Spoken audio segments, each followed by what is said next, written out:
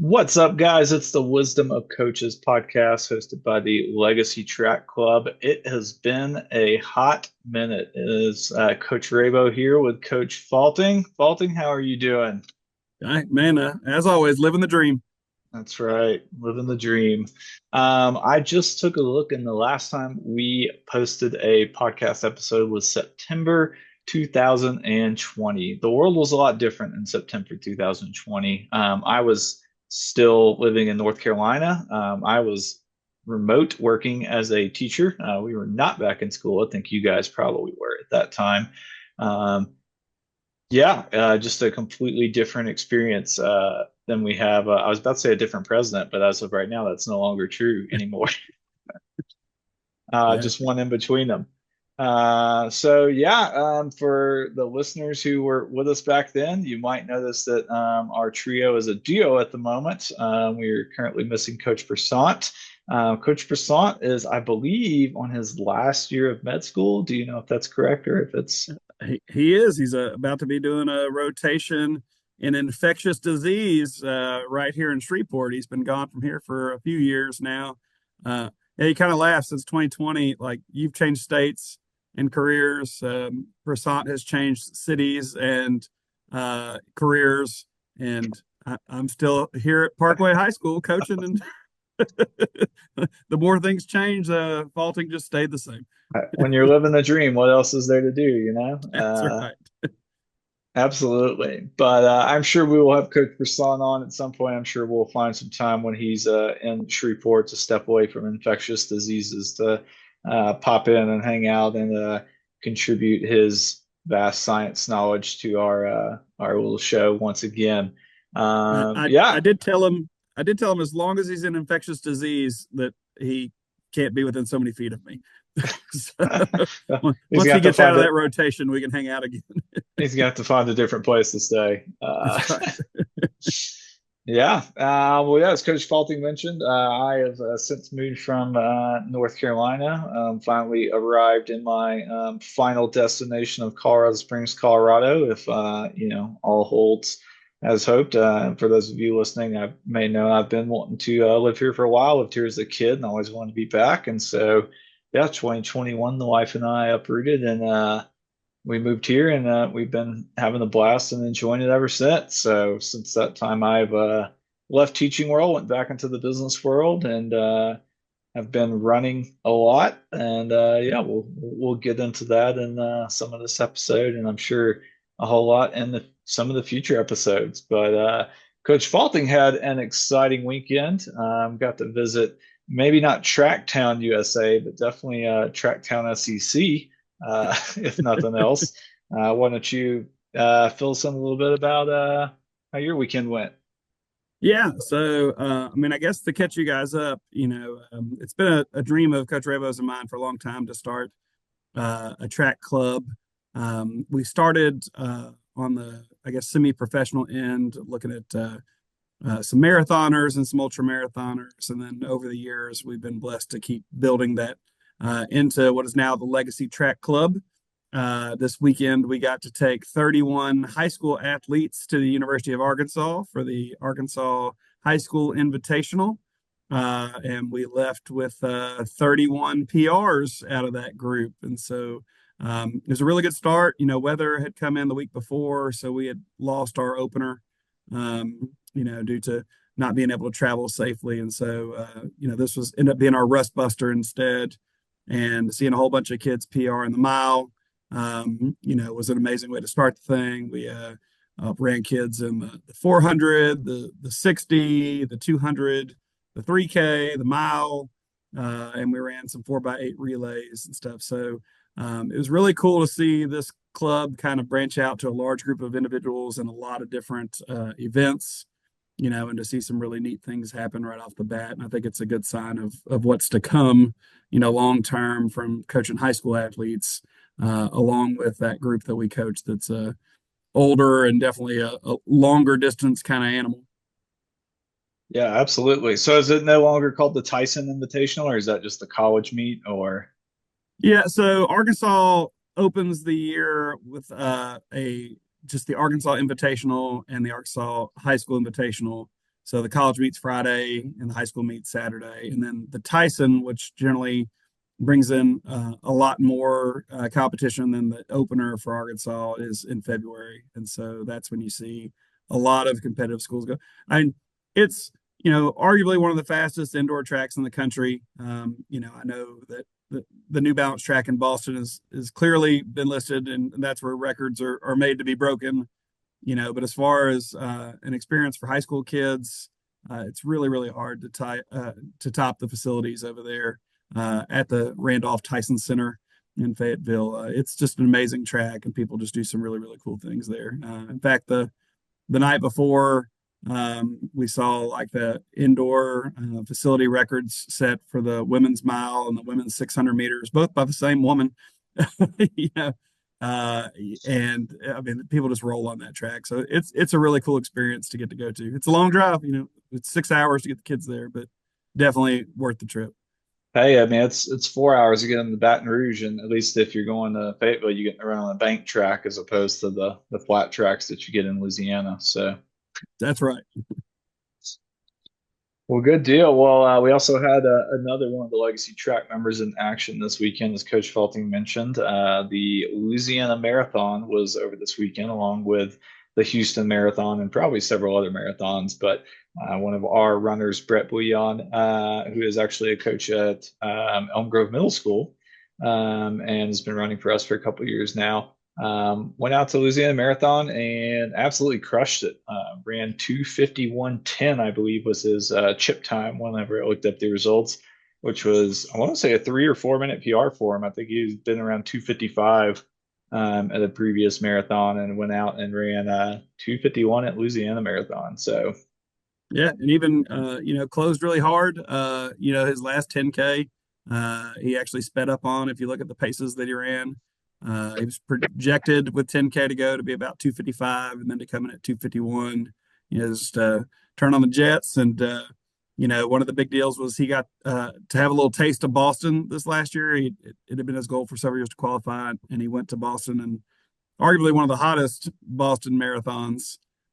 Took out a bunch of people, and so he had a goal to qualify to go back again. And in his first attempt to do that, not only got the Boston qualifier for his age group, but if they keep doing the qualifying adjustments they've been doing the last 2 years, he's under that window as well. So he's got a great shot of getting to go back to Boston, and having that experience in that first year, I think get to do some big things when he gets there. Yeah, absolutely. And as you mentioned, Boston did lower that qualification window. So Brett, 36, same as me. He should be way under. Our old Boston qualifying standard was 3:05. I know this because I ran 3:03:30 at Houston last year and qualified for Boston. And then I think when it was all said and done, you had to be around 2:58 flat. I think it was under 2:58:10, I think, for my age group. So you had to be 7 minutes under the actual qualification time.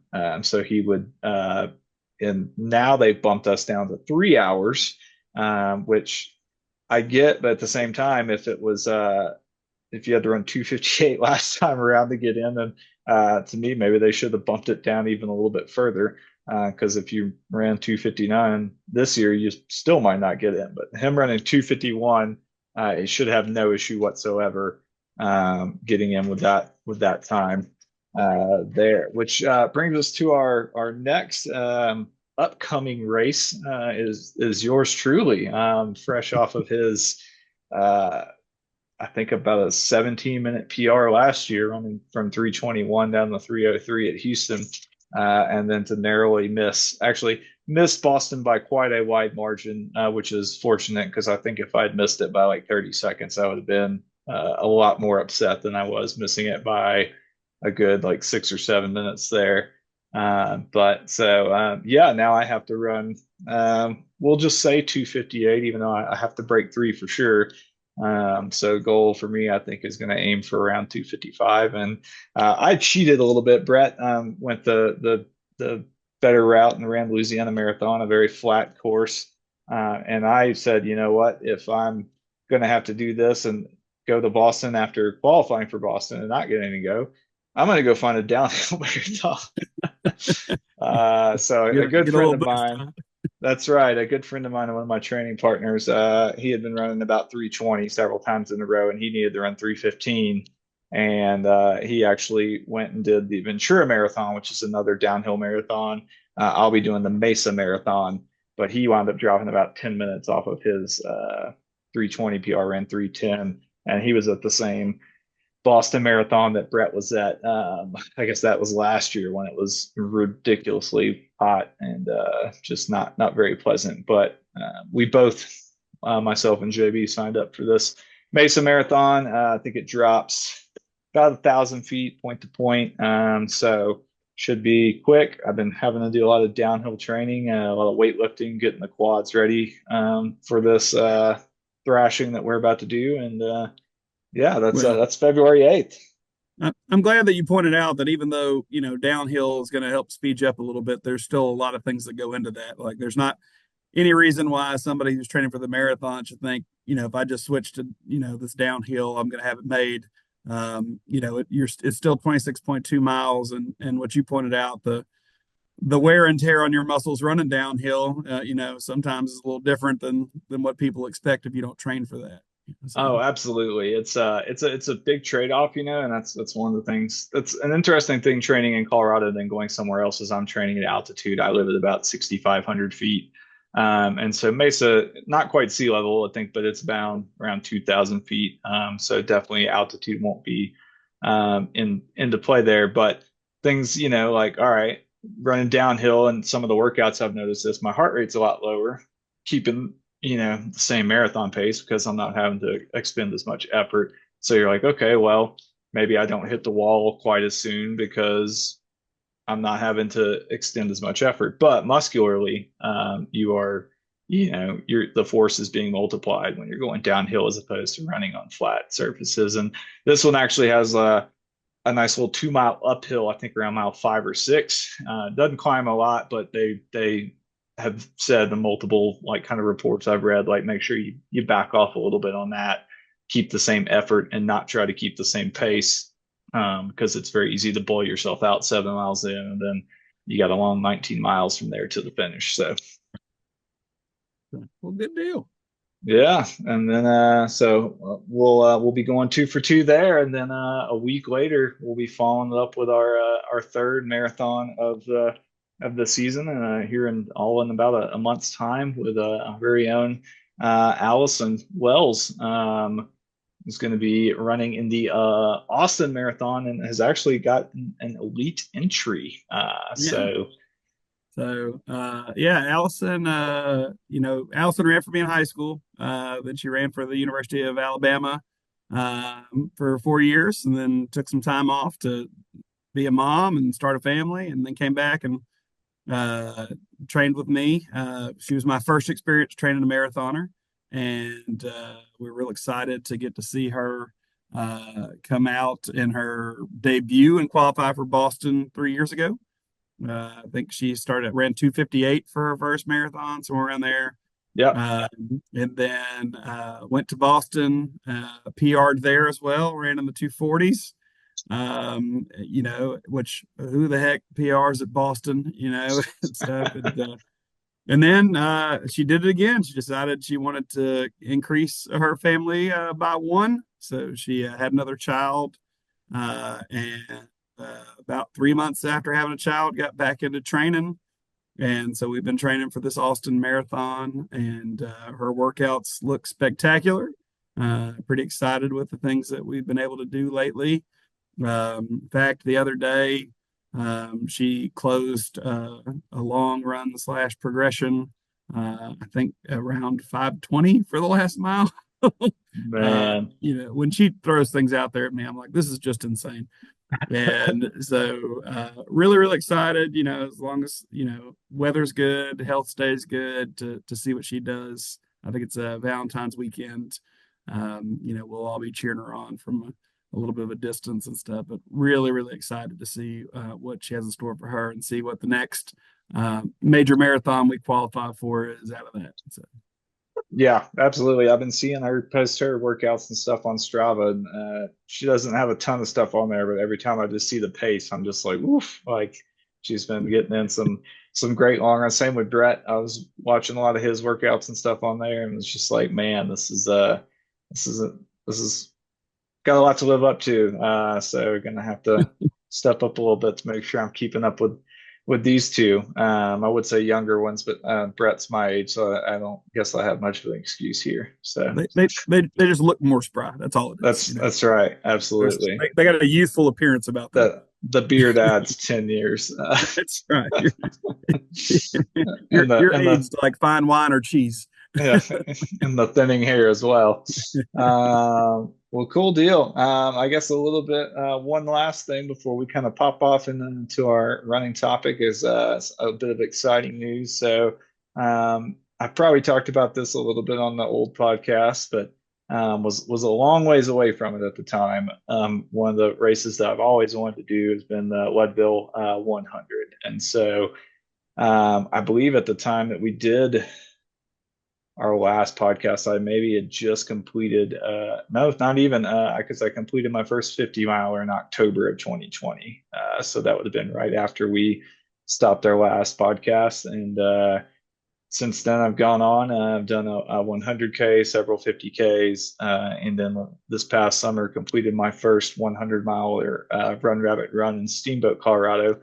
All the while I've been running the Leadville Marathon and trying with the lottery to get in. And for 3 years, I hadn't had much luck. And then, yeah, here in January, got the email from the Leadville crew. And happy to say in August of this year, I'll be towing the line and setting off across Leadville, Colorado, and down the Twin Lakes and back for the Leadville 100. So pretty excited about that. I'm very laser focused on the Mesa Marathon at the moment.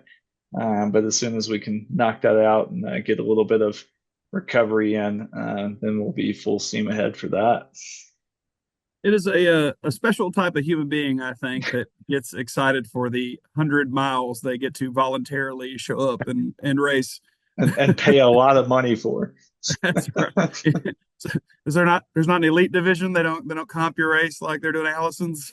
I no, I don't believe most. That's the one of the things that I kind of think is really funny about ultras is there's basically zero compensation. Like some of these races, I mean, for this one, I actually volunteered at a couple of things over the summer to get a priority entry. And then there are, races like Western States or UTMB to where there's a lottery system. I've entered into two Western States lotteries. You have to do a qualifying race for Western States each year.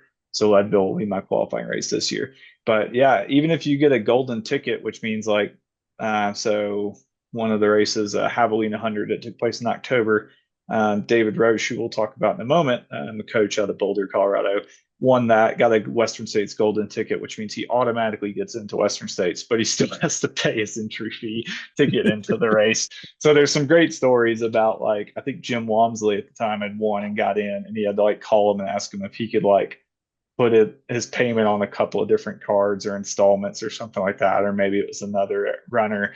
But like in ultra, it's even the quote unquote stars, the record breakers, they're still paying their way to get into these races the same as the rest of us. So I kind of like the democratization of that. So, well, and being very novice at the sport of road running, it has been very interesting this year to jump in some 10Ks to see the price that one pays, for basically the length of a movie to go and participate in something. It adds up over time. So you kind of take for granted sometime all these people that you see run all these races, the investment that they're having to make just to do such things. Yeah, for a little bit of background, Leadville was about 500 when it was all said and done, just for the race itself. And you got to think that this goes in the pre and post race stuff. This is aid station set up along the way. This is probably law enforcement setting up. And this is a trail 100, so there's not a ton of road crossings and things, but food at the aid stations and things like that. And then the Airbnb was another small fortune because there ain't a whole lot in Leadville, and these races have kind of become the economy of the town, and so a lot of people understand that. And so when I was trying to find an Airbnb, it was almost cost me a small fortune. We wound up getting kind of lucky at the last minute, but yeah, there's a ton that goes into it, not to mention the training and everything else. But absolutely, it's interesting. But I bet if you took, your 10Ks and you multiplied that up by 15 or 16 to get to 100 miles, I bet what I paid is a bargain in the grand scheme of things. Well, when I get 100 miles of 10Ks underneath my belt, we will compare prices. My next Uh, one's in April. So all right. No, gotta figure out, what some ways to look at this. that's right. Well, cool. So typically on these, our new format will be a little bit different from our old one. I know a lot of times we had some Q&A stuff, which we'll probably get to that. But first one back, it's been a while since we've gotten in here and we've talked about some different things. So we wanted to have a running related topic that we kind of hit on. And one I came up with was just since we've last been on here, almost a little over 4 years now. Yeah, that'd be correct. A little over 4 years, not 5 years. Um, what's the best record or performance says that's taken place? That could be track, that could be road, could be just a record broken, could be Olympics. Just I'm going to talk a little bit about some trail and some ultra stuff as well as some track and road things, but we can kind of bounce it back and forth. I've got a couple that I'm thinking of. I'm sure you probably got a couple that you're thinking of, but I mean, we've had two Olympics take place. We had Tokyo 2021 and Paris 2024, and then several world championships and just other races and stuff going on. So we'll dive off a little bit and talk about some of the records that we've seen that we thought have been pretty impressive since then. Yeah, I'm glad you said record or event. I mean, it's amazing when we started this program. My oldest son wasn't even in high school, and now that we're back, he just graduated in May. He now runs for Arkansas State. And so for Gabe's senior trip, we went to the Prefontaine Classic up in Eugene, Oregon, and at the time we went there. There was the big mile 1500 rivalry between Yard and the Goose and Kerr and Ingebrigtsen. And we went to this meet where they were going to be racing each other. And it was just crazy, the atmosphere around it. They were doing promotional videos the whole time we were there. And these guys were actually like talking trash about each other. Like it was almost like being at like a football game or watching, Sports Center or something, the way they hyped this thing up. And the race definitely lived up to the hype with Kerr winning at the end and taking his trademark glasses off and just chunking them like onto the infield as he finished and screaming and losing his mind. And so everybody talked about how at the Olympics, it's going to be, the rematch of the century, this knockdown drag out between these three guys. And as amazing as they did, it was really cool to see the U.S. hometown hero just sneak past all of them at the end to win Olympic gold when we got to watch Cole Hocker just use his incredible kick. And I think he actually ended up with like the Olympic 1500 record by the end of it and stuff. So it was really cool to watch this story unfold for all that time and then just have this underdog. And I mean, how crazy is it to call somebody an underdog that, is the Olympic gold medalist and Olympic record holder, but to have this underdog that wasn't even being talked about just blow the doors off these guys at the end, and crash the party. It was really, really cool to see that happen this year and stuff, and definitely something that I'm gonna take with me from the time we last met to now. Yeah, yeah. That was a great race. We got to watch that at work, and yeah, Kern and Ingebrigtsen were just kind of battling it out, and you thought it was coming down to those two, and then you had Hocker and the Goose right there, and yeah, I think even Hocker was saying he was on the inside of lane one, and he tried to go by like right at the beginning of like coming out of that last turn, and Ingebrigtsen kind of like swung back down and blocked him a little bit. But then Kerr was out like, I don't know, lane two and started going. And so Ingebrigtsen like kind of swung over to keep contact with him. And as soon as he opened it up, Parker just went flying down on the inside. And Ingebrigtsen wound up fourth in that race, didn't even get on the podium. Came back in, got some redemption, won the 5,000. But yeah, that was incredible race. And it was a fast race too. The last time around, when we won a gold medal would have been, I guess, Centrowitz.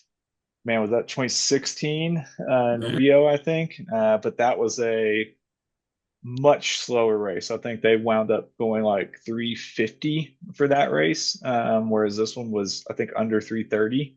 The so Rio was basically they jogged 3 laps, and then somehow Centrowitz was out and was able to drop like a 49 last lap or something and come in and take it. But this was just fast. I mean, it was a fast race all the way around. So that makes it a little bit more exciting than watching a bunch of guys just kind of huddle up around the track for 3 laps, and then just sprint to see who wins at the end. Yeah, I'm a Steve Prefontaine fan of the, we run to see who has the most guts. I get there's a place for sitting kicks and especially going through the rounds and trying to get to the end, but when you get to the gold medal round at that point, like everybody wants to see people go for it and let's just see what happens. And so to watch those guys not only go for it, but really not break down very much. A lot of times you'll see somebody go after it and just crash hard. And this was a race of titans where they lived up to the billing. So it was exciting. It was fun. Yeah, no, absolutely. And that Ingebrigtsen's probably, like I said, I have a couple ones I want to talk about, but he actually came back around and broke a long-standing record, the 3,000-meter record. This is a 28-year-old record that he wound up coming back and running. So went 7:17 for 3,000 meters. Those of you who are maybe not quite as up to speed on the metric system, 3,200 meters is about 2 miles, just a little bit shy. So 3,000 meters is 7.5 laps around the track.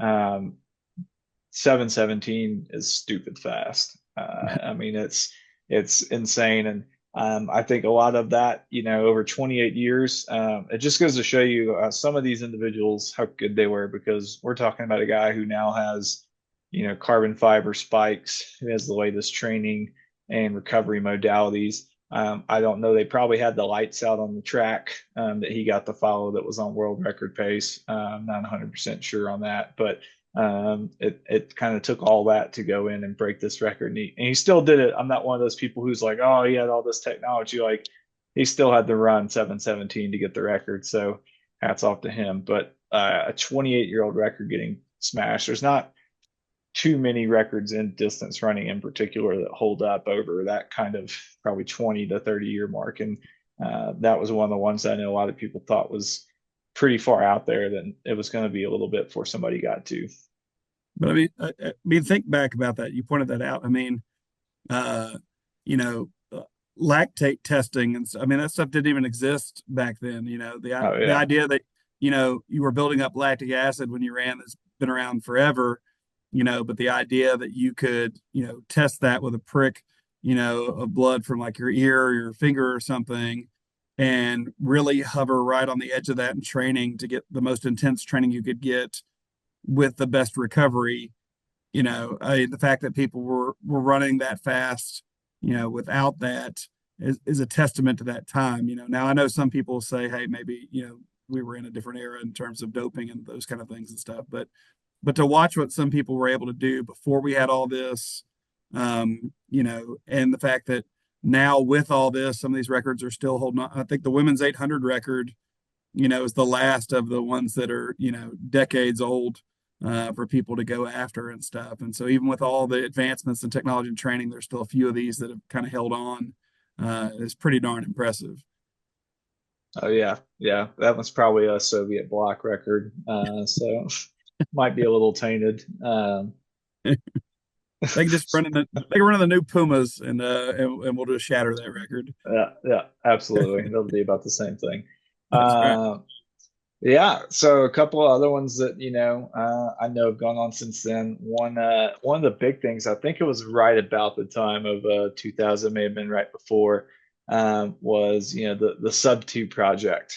So this was a big push originally by Nike, and then I think Ineos took it over along with Nike to break the 2 hour barrier for the marathon. And so there's a couple of documentaries out about this. The first one featured three marathoners, and they ran around I think, a F1 track and tried to break the mythical 2 hour barrier and fell a little bit short. It was the world famous Kipchoge was the one who came closest. I think he was within 26 seconds of it. So if he had just ran, I think he may have been within 13 seconds of it. It was very close. If he had ran a second faster per mile, he would have wound up breaking this 2 hour barrier. And then, of course, about a year later, maybe 2 years later, he came back and not in a official capacity, as none of these actually were. They weren't in sanctioned races. They were kind of PR stunts more than anything. But nonetheless, with a fleet of pacers, pace car, and running essentially, I think, like a 4 mile stretch of road, just back and forth. He did wind up running 1:59. And so, huge, insane thing that he did. And then later turned around and ran 2:01, '09 at Berlin in an actual race by himself. But he got surpassed, and Kipchoge was the GOAT and probably still is the GOAT. But a young gun, Kelvin Kiptum, came in at Chicago last year and ran 2 hours and 35 seconds. Almost, I mean, just a hair's breadth away from breaking 2 hours in an actual sanctioned race. Well, I think it's a lot like the Bannister thing. I mean, I read a book called Chasing 2 Hours, I believe was the name. And it talked about how scientists didn't believe that you were physically capable of running a marathon in under 2 hours at the time. And they were talking about the first attempt that was going to take place, with Kipchoge and his group to do it. And then you look and Kipchoge physically does it. And if you go back to when Roger Bannister broke 4 in the mile, they said a human being would die if that ever happened. And he does it. And then you look up, and within the next year, I think like 52 people had figured out how to do it. And so like Kipchoge doing that has allowed people to see like, hey, this is possible. And I know he did it in a very confined setting, but to see, Kipchoge come back and do it in Chicago, where you're now facing all kinds of elements that there are no pacers, there's no pace car, there's no pace lights, the weather could be whatever, and to go do that, people see now it's possible. And I think we will see somebody, actually do it in a regular marathon, especially a marathon like Berlin or something that runs typically fast, in the next 2 years. And then we'll start to see that become sort of the norm for these majors that take place where people are racing for money. I don't know if we'll ever see it in the Olympics because it just works so differently. But when you start to look at, the Tokyo Marathon, the Berlin Marathon, the London Marathon, I don't think we'll ever see it in Boston. So Nah, I think Heartbreak Hill will break some hearts on that attempt, but I think we'll start to see that, and that'll start to become the expectation. A guy will run 2:03 and will be like, "What happened?" yeah, oh Where yeah. 5 years ago, 2:03, you'd been like, "This is the most amazing, person I've seen run." Yeah, the downside to this is Kelvin Kipton did unfortunately pass away in a car accident not too long after setting that record. And it's kind of funny because Kipchoge was doing this at like 40 years old. I think he made upper 30s, lower 40s when he set these. Kelvin Kipton, I want to say, was under 25. I mean, just like a young gun. Typically not the age that we see most marathoners. Typically, the way it goes is you go to the track while you're fast, and that's exactly what Kipchoge did. Was a 10,000-meter runner, and then once you've kind of exhausted your speed, quote unquote, you move up to marathons. But I think another thing, kind of to your point, within the next 2 years, and what made Kipton so great was he kind of eschewed that. He just went straight to the marathon, and I think for a lot of, especially East African runners, it makes a lot of sense because the money's there. These guys can go and win a world major and take home a six-figure payday, and then probably sign a contract to get another six figures. And that's not just life-changing for them, that's life-changing for their entire town, village. I mean, it's insane. And so that was another thing with Kiptum. I saw something where he talked about his training, and he was putting in 150-mile training blocks and like 150 miles a week.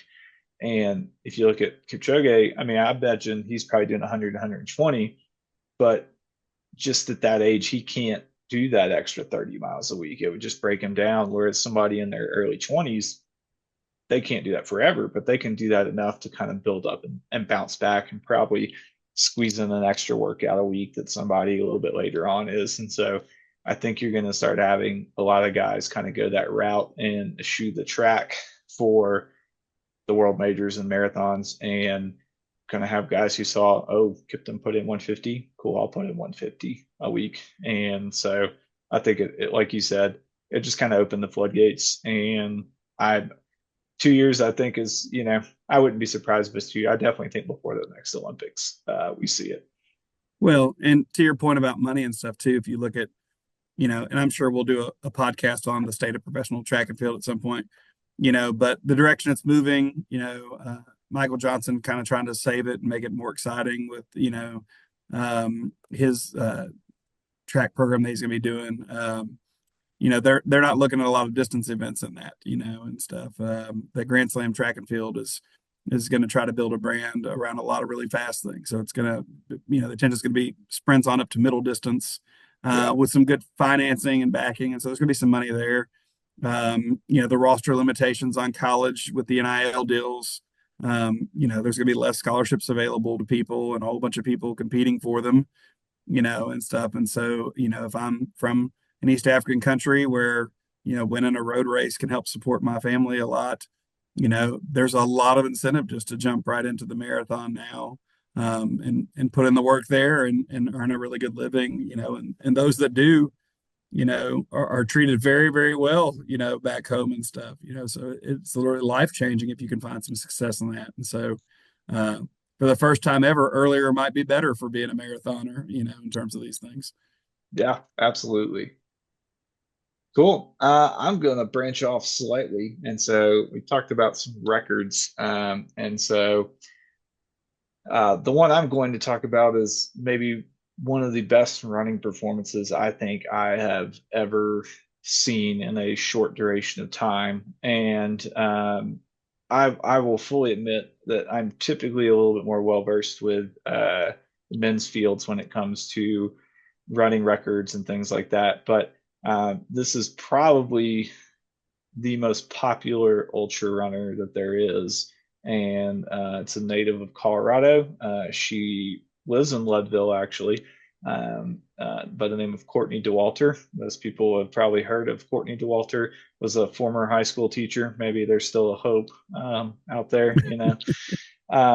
But last year, 2023, I'm still getting a little, so 2 years ago, I guess, might have pulled the greatest triple ever. So Courtney Dauwalter, in the span of about 6 weeks, raced three 100-mile races, set a record at two of them, and won all three. And these weren't little backwoods 100-mile races. The first was Western States, which is probably the most competitive 100 on American soil.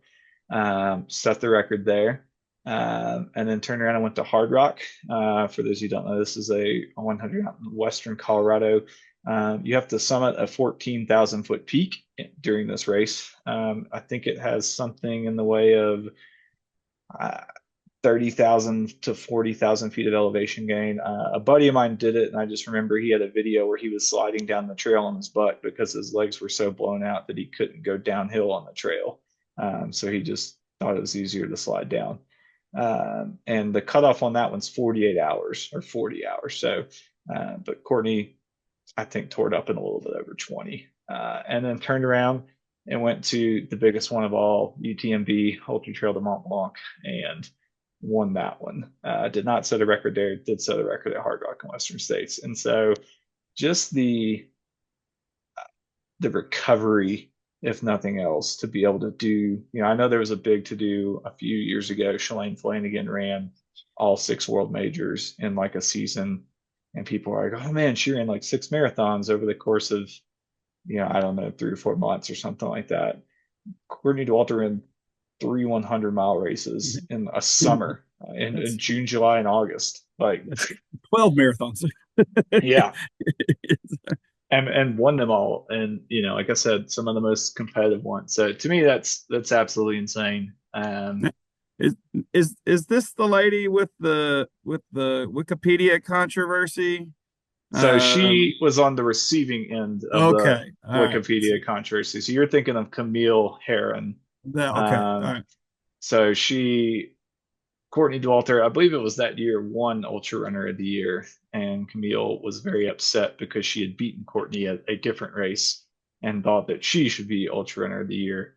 And then, yes, this year got into a little bit of a controversy where her and possibly her husband were going on to Killian Jornet's and Jim Walmsley and Courtney Dauwalter's Wikipedia pages and taking things off like widely considered to be the greatest ultra runner of all time, and then was going on their page and adding widely considered to be the greatest ultra runner of all time. So Who knew there was so much controversy in the I, ultra marathon world, man? I figured uh, after you ran 100 miles in a race, you were too tired to get online and see what people had to say. it's I find that the ultra world is it's typically very friendly. There's not too much when it comes to like the smack talking and stuff like that.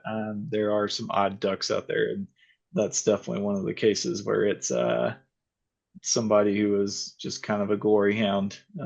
So yeah, very, very strange. After Leadville, I'm going to edit your Wikipedia page there, Rabo. Let's we would have to first create me a Wikipedia page to edit it. So we'll add it We're gonna to make it, man. We got this. we'll add it to Leadville's completed by Adam Rabo. That's right. I guess that's one of those Uh races you can't take a cab partway through or anything either. So no, no, unfortunately. Well, any other records you come to mind for you? well, I'll give a shout out to, I guess, the guy who's arguably setting the most world records, since he is from Louisiana, where we started both this podcast and this track club. But Mondo Duplantis has broken the pole vault record several times since we last ended this podcast. And there was a time in which I was kind of frustrated because I was like, why doesn't this guy just shatter this pole vault record? But I have learned that contractually, every time he sets a world record, he gets a nice little bonus. And so now I understand why this record is being broken like 1 centimeter at a time. But I love the kid. He actually competed at Lafayette High School against Parkway High School every year at the regional track meet. In the first 3 years, you would kind of wait till everybody went out before he would go and pole vault after he took a nap most of the day. And then it was real interesting, his senior year, he, won the long jump, he won the 100 meters, he won the pole vault. Like to see how much talent is in that body and the sheer amount of speed he has to produce to actually vault that high, translating into like I'm a 100-meter high school champion. I'm a long jump champion. I mean, just the amount of force he generates is amazing. And so getting to watch him all those years, and then him go to my alma mater at LSU and watch him there for his, 1 year before he turned pro. There's a great appreciation for him. And so every time he's on, we're rooting for him. But yeah, I mean, he's going to break that record as many times as he can and keep getting paid. And I can't blame him. If there's money in pole vault, he's found it, and he's got the most of it. Yeah, why wouldn't you? Yeah, I found out the same thing, and I was like, oh, well, that makes sense. I'd keep just doing it 1 centimeter at a time too. I remember that senior year, typically we had regionals at Northwestern State University, not the one that everyone thinks of when you say Northwestern, but the one in Louisiana. And that year I think they were redoing their track. So we went to Alexandria Senior High or Ash, which is funny because that's where we used to go have track meets when I was in high school in Pineville. And their pole vault pit was, let's say, maybe not up to the standards of Mondo and his father. I remember walking around and seeing them kind of like poking at it with like disgruntled looks on their faces that he was going to have to jump. I think there may have been pallets underneath it or something. And so he did do exactly what Fulton said. He waited for everyone to finish, and I will put my hand on the Bible and swear to this. It was probably at 15 feet, something like that. It didn't have to be terribly high for him to win this, but he did a three-step and jump. It was not like a full runway. He basically just one, two, three, plant, launched up, landed, winced, kind of slowly got off the pad and was like, all right, I'm done. And then, yes, went and won the 100-meter dash. Yeah, and just a absolute freak of nature. It's a he's got dual citizenship, so he pole vaults for Sweden. Which also kind of goes to show you kind of the appreciation of the pole vault overseas versus here in America. I also don't think it's going to be a big Grand Slam track event once Michael Johnson gets done building it. But definitely something that has allowed that kid to just see the world. And here he Yeah. is, from little Lafayette in Louisiana, and competing all over the world and just world famous, especially once you leave the United States. So good for him, man. Super proud of that Yeah, kid. absolutely. My kind of final two, speaking of a local legend, here in Colorado Springs, we have a local legend by the name of Matt Carpenter, kind of Manitou Springs, which is a little town at the base of Pikes Peak there. And so Matt Carpenter has had a lot of records. Leadville 100 held the record there for a long time, and then a race that I've done a couple of times and planning on doing again this year at Pikes Peak. So Pikes Peak has two races. They have the Ascent, which is a half marathon up Pikes Peak. It climbs about 8,000 feet, I think 7,800, and you top out at 14,115 feet. Typically, they tell you that whatever your marathon time is, if you can do that for this race, which is a half marathon, you're doing pretty good. Matt Carpenter did this in 2:01:06. This was set in 1993. Now, we'll get to it in a minute.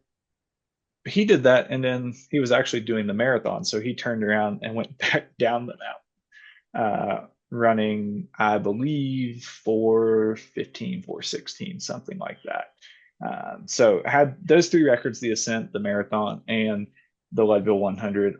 Two of those have since been broken, both very recently. So 2023, um, the Pikes Peak Ascent was part of the World Series of trail running or sky running, the Golden Trail Series Grand Slam. So it was a big mountain running series that brought in some of the best in the world. And so Remy Bonnet came in. I believe he is from Switzerland or something. Probably should have done a little bit more research on this, but he actually finished it in 2 hours and 20 seconds. And that was with a little bit of snow and ice at the top, even though this race takes place in September, and said, oh, yeah, I can go under 2 hours on this. He did not come back and do it this year, so we did not get to see that under 2 hours. But he only did the ascent, so that just goes to show you that how fast Matt Carpenter was to be able to do that and then turn around and go back down the same mountain he ran up. And then the Leadville 100 was just broke this past summer by David Roche, who I mentioned a little bit earlier. Coach of the Boulder, somebody I follow. He has a podcast, and I've gotten to meet him at the race. Very, very friendly. And for the longest time, he really didn't race. He just coached, and because he didn't want to race the athletes he was coaching. And then he finally kind of just decided, you know what, I'm gonna race. And so he went to the Silver Rush 50, which is in Leadville, and won it. And then his first 100 ever, the Leadville 100, went out and ran just over 15 hours for a 100-mile race, his first ever.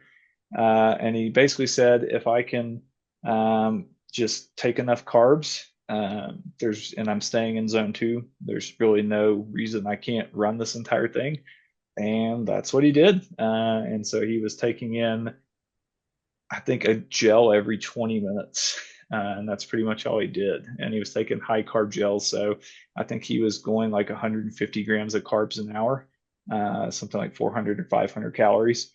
And so, yeah, wound up setting that record, beating Matt Carpenter's old one. And then, like I said, he went on to win Hadley 100. Um, he's going to be at Western States this year with Jim Walmsley and Killian Jornet and several other past Western States winners. And I'm not going to bet against the guy, but it's it was one of the things when you were talking about Prefontaine and going out. That's one of the things he said. A lot of people, when it comes to ultras, they tell you to respect the distance, and he said, "I'm going to disrespect the distance." And he just went out and he ran, and he was like, "Maybe I crash and burn, but I'm going to go out and see." And held on, didn't crash and burn. So Dang, I like that. Disrespect the distance. yeah, I'm putting that on a shirt. on a 5K shirt. Uh, Um, well, yeah, I don't know if there's anything else. We may need to wrap it up here. We had to restart this recording because our Zoom recording only lasted 40 minutes, so we kind of got kicked off in the middle of this. So we're gonna see how good my splicing skills are and whether or not this I that, can make this seamless or not.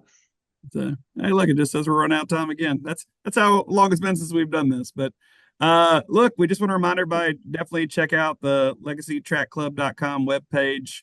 We're not only here to give podcast advice, we're also coaches, and we're here to be your coach.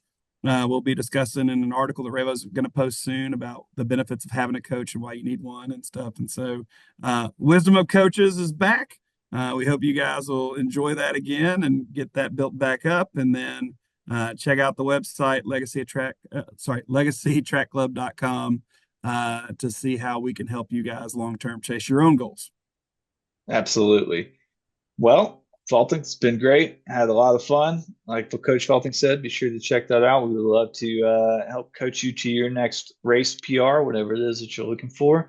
And keep checking back. We'll be on YouTube, Spotify, iTunes, wherever you go to get your podcasting information. So until next time, everybody, thank you so much for tuning in, and we'll catch you later. Peace.